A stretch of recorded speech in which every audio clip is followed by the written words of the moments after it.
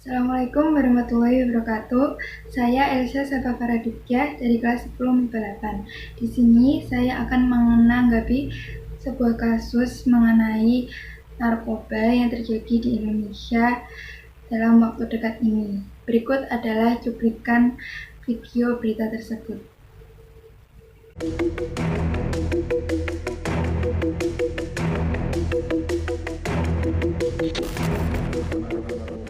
Satuan Reserse Narkoba Polrestabes Surabaya membongkar sindikat peredaran narkotika jenis sabu-sabu dan pil ekstasi di Surabaya yang belakangan diketahui melibatkan beberapa oknum polisi.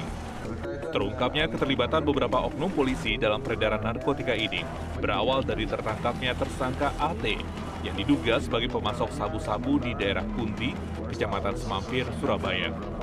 AT merupakan jaringan dari tersangka lain yang tertangkap di daerah Jambi dengan barang bukti sabu seberat 8 kg pada bulan Januari lalu.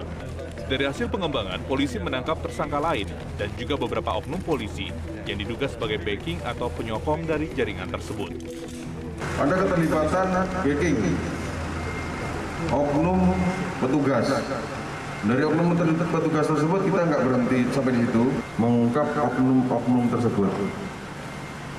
Oknum-oknum tersebut bukan hanya dari Polrestabes, di Polsek maupun di Polres lain, itu sudah ditangani oleh Propam. Saat ini sejumlah oknum polisi yang diduga sebagai penyokong sudah diperiksa oleh Propam. Oknum polisi yang terlibat dalam sindikat peredaran narkotika di wilayah Jawa Timur ini berasal dari Polrestabes Surabaya dan Polsek Jajaran serta Polres lainnya. Sementara barang bukti sabu seberat sekitar 15 gram sisa penjualan, 42 butir pil ekstasi dan uang tunai 198 juta rupiah disita sebagai barang bukti. Dari Surabaya, Jawa Timur, Valentinus Hartayan, Metro TV.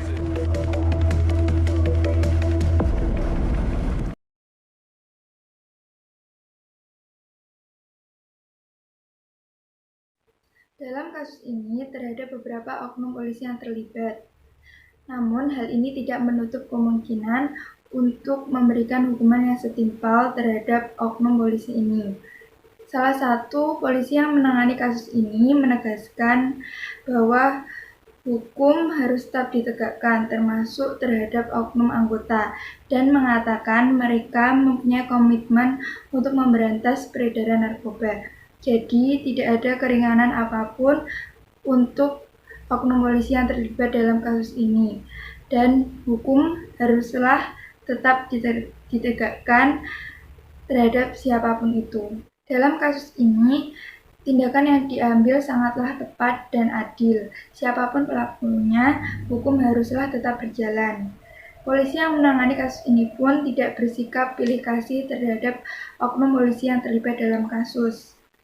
Ini adalah tindakan yang sebenarnya harus dilakukan oleh semua polisi, yaitu tetap menjalankan tugasnya dan bersikap adil terhadap siapapun yang bersalah tanpa memandang apapun jabatan si pelaku dalam kasus tersebut. Saran yang dapat saya sampaikan untuk teman-teman sebaya dalam menghadapi kasus-kasus narkoba yang terjadi adalah 1. Mempelajari semua pengetahuan tentang bahaya dan dampak penyalahgunaan narkoba. 2. Benar-benar menjauhkan diri dari lingkungan yang dekat dengan narkoba. 3. Menjadikan kasus-kasus narkoba yang telah terjadi ini sebagai pelajaran agar kelak tidak mencontohnya.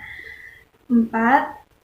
Janji terhadap diri kita sendiri bahwa tidak akan pernah menggunakan obat-obatan terlarang tersebut. Yang terakhir, 5. Menemukan cara sehat untuk mengatasi stres. Kebijakan pemerintah dalam menangani kasus narkoba untuk saat ini sudah cukup baik. Namun, akan lebih baik lagi jika penyelidikan kasus ini diperluas, karena faktanya kebanyakan dari mereka yang tertangkap hanyalah mata rantai di bawahnya, sedangkan mafia-mafia di atasnya tetap terlindungi. Oleh karena itu, saya sangat berharap agar penyelidikan narkoba ini dapat diperluas dan tokoh-tokoh utama dalam kasus tersebut dapat terungkap, tertangkap, dan mendapatkan hukuman yang setimpal sehingga mendapatkan jera dan tidak dapat mengulangi kesalahannya kembali.